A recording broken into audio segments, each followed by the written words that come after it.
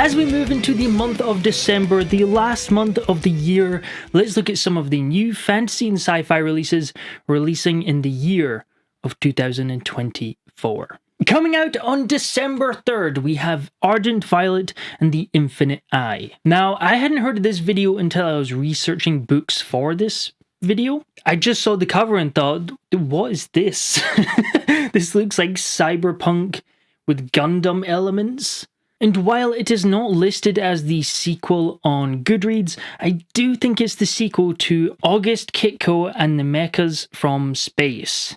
Because that's a very similar looking cover. I just don't think that has been connected to the series yet. So because this is likely a sequel, we will go over the synopsis for book 1, and then you'll know if you want to continue on to book 2. Jazz pianist Gus Kitco expected to spend his final moments on Earth playing piano at the greatest goodbye party of all time, and maybe kissing rock star Ardent Violet, before the last of humanity is wiped out forever by the Vanguards, ultra-powerful robots from the dark heart of space, hell-bent on destroying humanity for reasons none can divine. But when the Vanguards arrive, the unthinkable happens.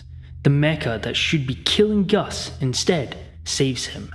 Suddenly, Gus's swan song becomes humanity's encore, as he is chosen to join a small group of traitorous vanguards and their pilots dedicated to saving humanity. End of the world, sci-fi, giant mech suits. Sounds like there will probably be a sprinkling of romance in there as well. This one does sound like a lot of fun. This first book did come out in July of 2022, so if you have read it, let me know what you thought in the comments below, because I'm really interested, because it sounds really good. I've not really read any books with big mechs in it yet. And coming out on December 5th, we have Blacklight Born by Alexander Darwin, the third book in the Combat Codes trilogy. The first being Combat Codes, funnily enough. I really enjoyed the Combat Codes when it was republished by Orbit, and it was Orbit, wasn't it? It was. It has the grizzled old mentor who's kind of done with the world, but then he takes on this one last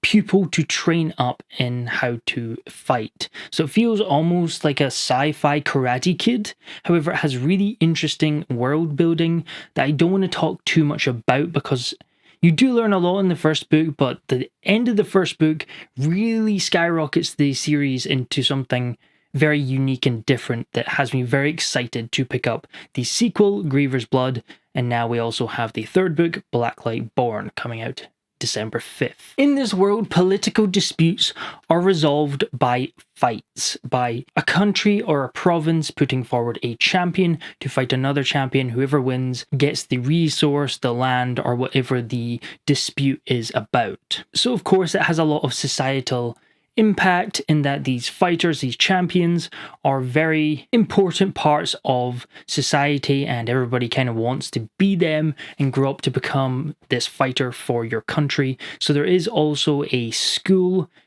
academy element in the first book as well that was really interesting to follow. And also these fights take place in these rings, and these rings can be made of different metals that give off different types of light, and the lights have different effect on the fighters. There's a lot to the world that just really makes this interesting to learn more about. And with the third book coming out in December, there is no better time to pick up this series. There is also a hardcover from Broken Binding, so if you want a hardcover of Blacklight Born, you can pick that up, link in the description. And like a fool, a damn fool, I forgot about To Kill a God by Ben Galley, the final book in his Emaneska series, and he is also currently giving away the entire series, apart from the new book, completely for free on Amazon. So that's insane, because it's a very long series. But yeah, you can get them all for free, so definitely go check that out, including the new book, To Kill a God, which released today. I don't know how I missed this, because I'm really excited about reading some of Ben Galley's work. Also, coming out on December 5th, we have Days of Shattered Faith by Adrian Tchaikovsky. Now, this is the third book in the Tyrant Philosophers series, but correct me if I'm wrong and you've read this series, but I believe they can be read as standalones. Not 100% sure, about 70% sure. Laurette is fresh off the boat and just in time. as Cohort Invigilator of Correct Appreciation, Outreach Department. She's here as aide to the Palestine resident, Sage Invigilator Angeli, and Sage Invigilator Angeli, Jill to her friends. Come on. What's with these names? Needs a second in this spectacularly illegal, culturally offensive, and diplomatically inadvisable duel.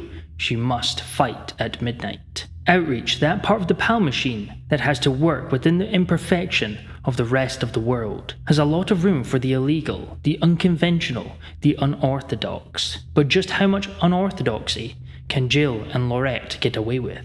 As a succession crisis looms, as a long-forgotten feat of necromantic engineering nears fruition, as pirate kings, lizard armies and demons gather, as old gods wane and new gods wax, sooner or later, Laurette will have to settle their ledger. Just as well, they are both very, very good with the blade. I must say, the end section of this sounds really interesting.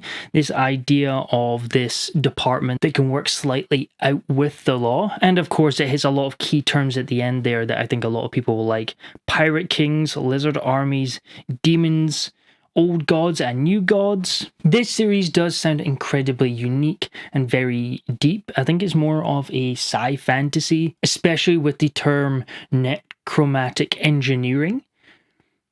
It just sounds awesome. So if you're looking for something a little bit different, Days of Shattered Faith is dropping December 5th. Next on up, on December 6th, we have The Behemoth, Wind and Truth by Brandon Sanderson, the 5th book in the Stormlight Archives series. Not sure I need to rattle on too much about this one.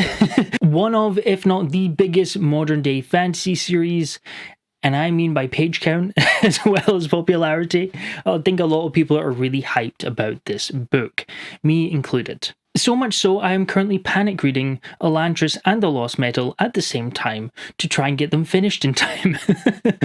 This is the 5th book in the Stormlight Archive series, The End of an Era. This is planned to be a 10-book series in 2 arcs. So this 5th book will kind of cap off this first arc, and then I believe there's a bit of a time skip before we jump into Era 2. And there will be a large real time skip waiting for that 6th book because Sanderson doesn't plan on writing it for the next, I think, 6+ years. Which makes me think this will have a full stop ending and very much feel like an end to a lot of what Stormlight has been so far, while still starting to set up this second arc. But oh boy, am I excited for this book. Stormlight's probably my favourite series of all time. It was some of the books that just got me into reading fantasy, brought me back to reading as a whole, and they're just consistently a really, really good time. And I talked about at the start of this video why I think there's going to be less releases in the month of December.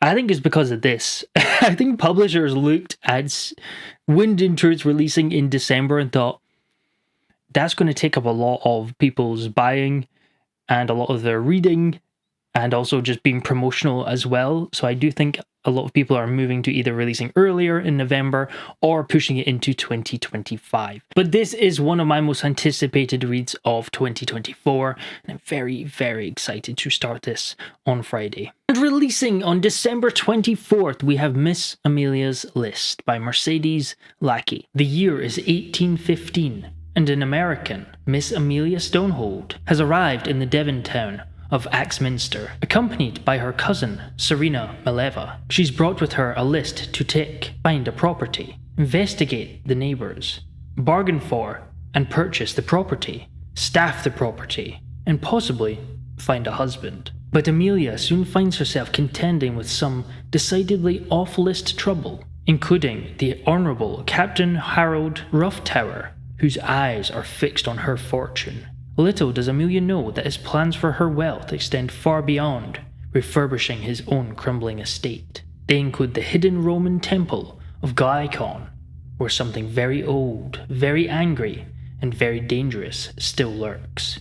But Roughtower isn't prepared to reckon that neither Amelia nor Serena are pushovers, and he certainly isn't ready for the revelation that he has an Earthmaster and a Fire Mage on his hands, or that one of them is a shapeshifter.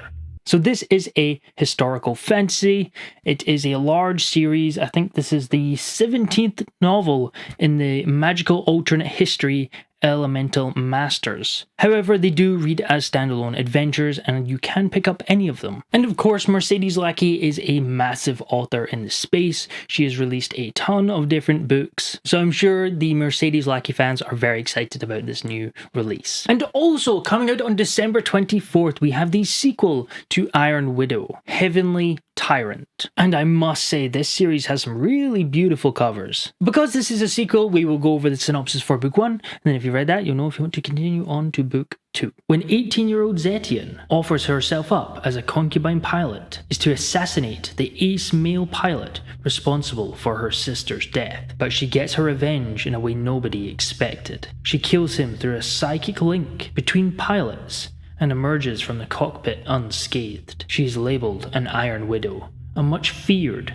and much silenced kind of female pilot who can sacrifice boys to power up chrysalises instead. To tame her unnerving yet invaluable mental strength, she is paired up with the Lee Shimin, the strongest and most powerful male pilot in Huasha. But now that Zetian has had a taste of power, she will not cower so easily. She will miss no opportunity to leverage their combined might and infamy to survive attempt after attempt on her life, until she can figure out exactly why the pilot system works in its misogynistic way and stop more girls from being sacrificed.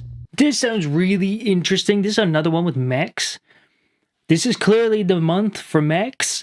Mech month of December, I guess. But this sounds really interesting, this sort of gender role mixed in with these huge mechs and the society who are fighting back aliens.